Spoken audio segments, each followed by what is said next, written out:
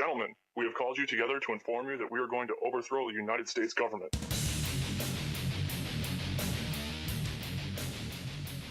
Now, it's not just lone wolf sexual predators that we should be concerned about. Robert Steele, ex-CIA person, also talks about the business of child abduction. Among all the threats from poverty, infectious disease, environmental degradation, right below genocide, you have other atrocities. Other atrocities largely covers two major crime areas. One is trade in body parts. This is where prisoners are required to give up body parts or where people are kidnapped and murdered for body parts. And this is happening everywhere. And the other major crime is the kidnapping of people for the sex trade. And this includes basically three levels. It includes, at the lowest level, kidnapping children for child molestation and exploitation purposes. It includes raiding Russian orphanages for girls at a young age who are then raised like cattle for sex slavery. It includes persuading foolish young girls from Connecticut to come to an audition in New York, and the ones that are stupid enough to show up by themselves get kidnapped and are never seen again. All I can say is this stuff happens all around us. I mean, people don't realize how many people disappear, including from cruise lines. You know, it's just there is this enormous lack of accountability and lack of attention. And I would just say to you, if you are ever invited to anything like this, make sure you not only take someone with you and have your cell phone with you, but also make sure they know that there are at least 6 different people that know that you're right there. I think crime, in fact, it's a documented fact, Moises Naim's book, Illicit, crime is now a $2 trillion a year industry. And just to put this in the context of the legal economy of the world, the legal economy of the world is no more than $7 trillion. Crime is now $2 trillion. Legal economy is $7 trillion, and it's gradually moving where crime is going to become $3 trillion and then half. Yes, these men and their hypnotized followers call this a new order. Well, there was a Sherlock Holmes story where the central part of it was about a dog that didn't bark. Sherlock said the strange thing is that the guard dog did not bark. And from that he inferred that the criminal actually knew the dog. Well, what we have here is a case of the dog not barking. We have the biggest price-fixing scandal ever, according to Rolling Stones, and it really is true. It's much bigger than the TARP bailouts. It's much bigger than even LIBOR of a couple of years ago. And the interesting thing is that with the exception of a Rolling Stones story on April 25th and a couple of stories at the very beginning of April, there basically has been no coverage of this in the mainstream media. And what we're talking about here is an ICAP interest rate swap scandal. And the magnitude of this is gigantic. It's a $379 trillion market. This is something that is 100 times the size of the entire federal government's annual budget. That's right. They make a little over they spend, I should say, a little over $3 trillion a year. And we're talking about something that is $379 trillion. Now, what's happening with this is that this interest rate spread is being fixed and it's being gamed by one company, ICAP, a small group of people there, about 20 of them. It's an area that they refer to as Treasure Island because they're making so much money out of it. And essentially the way this scam works is very much like the scam that was at the heart of the movie The Sting with Robert Redford and Paul Newman. If you remember that movie, they basically stung a guy by setting up a horse race where they delayed the results, and they knew who the winner was going to be, and they placed their bets accordingly and suckered the other guy. Well, that's essentially what they're doing here with this rate swap scandal. Just like we saw with LIBOR, we see giant banks making hundreds of trillions of dollars at the expense of individuals, at the expense of civil governments, private institutions, public institutions, governments across the world, and yet there is little to no coverage. Well, very much like the Sherlock Holmes story, this is a case where the dog is not barking. That dog is the media, and you have to ask who its master is. Perhaps it's the same bankers that are running this scandal. Well, we have an interview coming up. Leanne McAdoo interviewed Jeffrey Smith, who did a documentary called Genetic Roulette on the dangers of genetically modified food. Many anthropologists and archaeologists believe that before man even discovered the power to harness and use fire, we were involved in agrarian activities. That is, taking the seeds of plants and then replanting them to produce more. The very foundation of our modern civilization and human culture is centered around the planting and cultivation of edible plants, fruits, vegetables, nuts, you name it. And the globalists have been going after gardening. They've been harassing people that have gardens in their front yards or their backyards. They've called for licenses for people to have gardens because you can't trust prisoners in the police state America to be able to grow their own food. That's why I've come to the realization that we need to become self-sufficient. You need to be informed. You need to have the Second Amendment to protect yourself. You need to be politically active to wake up others. You need to filter your water. But you also need to plant a garden. Even if you live in an apartment, you can do this. If you live in the countryside, obviously you can do it on a grand scale. There are so many green belts and areas that humans don't even visit, nearby cities and in suburbs, where people are now more and more planting their own little private gardens and meadows and off the side of the road. Ladies and gentlemen, it is a revolutionary act to unplug from the television, to unplug from the computer and all the globalist propaganda, and to go out in your backyard or your front yard or planters at your apartment or on the roof of the building where you live, and to plant a garden. Here are some of the amazing deals at InfoWars Seed Center at InfoWarsShop.com. The Survival Seed Vault by My Patriot Supply features only the finest survival heirloom seeds for a robust and hardy garden, even in the toughest of times. The ARC All-in-One Seed Kit contains 70 varieties of 50,000 seeds of fruits, vegetables, medicinal, and culinary herbs. All ARC seeds are heirloom.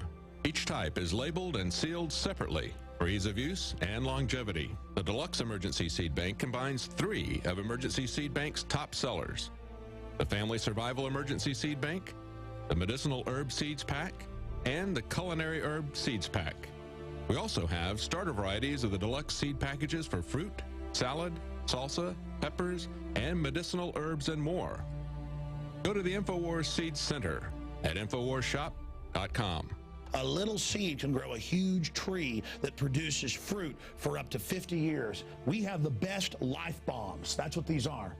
We have the best weapons against death out there at the lowest prices, waiting for you to lovingly plant them and lovingly grow them and lovingly eat them and share them with others. We will strike back against the New World Order, and this is only one more initiative in our fight against them. So please join us at InfoWarsShop.com, or you can link through at Infowars.com at the InfoWars Seed Center. I'm Leanne McAdoo with the InfoWars Nightly News. The FDA and their loyal lobbying minions have no problem misleading the public when it comes to the health dangers of genetically modified foods. Now, with the recent passing of the so-called Monsanto Protection Act, is there anything that we can do to stop the demise of our food supply at the hands of biotech companies? Today, I'm going to be speaking with author and documentarian Jeffrey Smith, who is the executive director for the Institute for Responsible Technology. His latest documentary, Genetic Roulette, warns of the health dangers of genetically modified organisms. So thank you for being with us today, Jeffrey Smith. How are you? Excellent, thank you. Wonderful. So now, why are we taking the gamble of our lives by consuming GMOs? Well, don't ask me, ask Monsanto. I mean, it ultimately comes down to political corruption, industry manipulation, collusion. And we can go back even to 1992, when the first Bush administration declared that GMOs were safe and that they weren't going to regulate it. Dan Quayle made a big announcement in the White House Indian Treaty Room. 2 days later, the much heralded FDA policy on GMOs came out saying, we don't see any difference, therefore no testing is necessary. Companies like Monsanto could determine on their own if GMOs are safe and put it on the market without telling the FDA or consumers. Monsanto told us that Agent Orange, PCBs, and DDT were safe. Well, the person in charge of that policy at the FDA was Monsanto's former attorney, Michael Taylor, later Monsanto's vice president and chief lobbyist, now back at the FDA as the U.S. food safety czar. So we didn't take the risk. We didn't put our lives at risk. It was Michael Taylor and his policy overruled or overlooked the concerns by the scientists at the FDA, which were very clearly explained in memo after memo made public from a lawsuit, saying that GMOs were not only different, but dangerous. And they urged their superiors to require long-term testing, but were ignored. So we have been thrust into this unprecedented gamble where everything that we eat and all future generations are put at risk by this infant technology, genetic engineering. But I thought it was, you know, they just wanted to feed the world with this technology. Obviously, that's not, that's just the tip of it, I guess. Well, actually, it's not even the tip of it. It's a lie. The overwhelming consensus among the experts at feeding the world is that GMOs have nothing to offer in their current state. In fact, the huge ISTAD report signed on by 58 countries, sponsored by the UN and the World Health Organization and WTO, basically said that GMOs are not in the picture in terms of feeding the world, eradicating poverty, or creating sustainable agriculture. In fact, genetically engineered crops on average reduce yield and increase the use of agricultural chemicals and concentrate the ownership of agriculture and are unsafe. Right, and so now researchers are basically kind of crossbreeding these organisms that are not meant to be compatible. How are scientists getting around the natural barriers to create these bizarre species? Well, they are bizarre. In fact, they've taken genes from spiders, inserted them into goats in the hopes that they could milk the goat to get spiderweb protein to make bulletproof vests. I'm not making this up. They've put jellyfish genes into kittens so that they glow in the dark. They've put human genes into corn to make spermicide.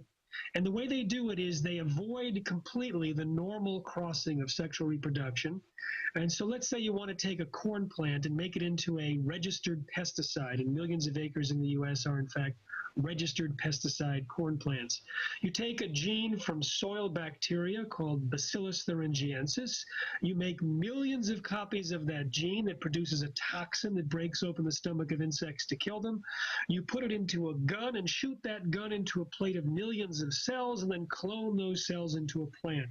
And now every one of the cells of these genetically engineered BT corn plants has a little gene-sized spray bottle which creates a toxin that breaks open the stomach of insects to kill them. And it's in our food supply, and it's in the food supply of our children, and it's in the blood of pregnant women now, and it's in the blood of unborn fetuses. And the most recent studies have shown that it does, in fact, interact with human cells. It pokes holes in human cells just in the way that it kills insects. And in a study came out this week, it turns out it is cytotoxic. It causes problems in the blood of mice as well. So the Environmental Protection Agency, which registers these crops as pesticides, assured us that the BT toxin had no impact on humans or mammals, ignored their own scientific advisory panel, and put it on the market without requiring any testing. Now, numerous doctors, thousands of them, which prescribe non-GMO diets, many of them believe that this BT toxin in our corn may be related to massive gastrointestinal disorders, as well as leaky gut, which is linked to many other diseases. So is the BT corn, is that the only sort of cross-species trait in our food, or are there other traits in other foods? What else is out there? The main crop that's genetically engineered is called herbicide tolerance.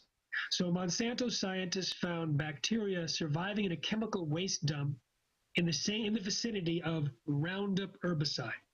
Roundup is an antibiotic. It normally kills bacteria, but this bacteria was surviving. So Monsanto scientists figured, great, let's put it in the food supply.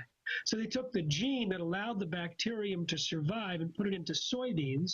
So now you can spray the field of soybeans with Roundup herbicide, and it won't kill the soybeans that are genetically engineered as Roundup ready.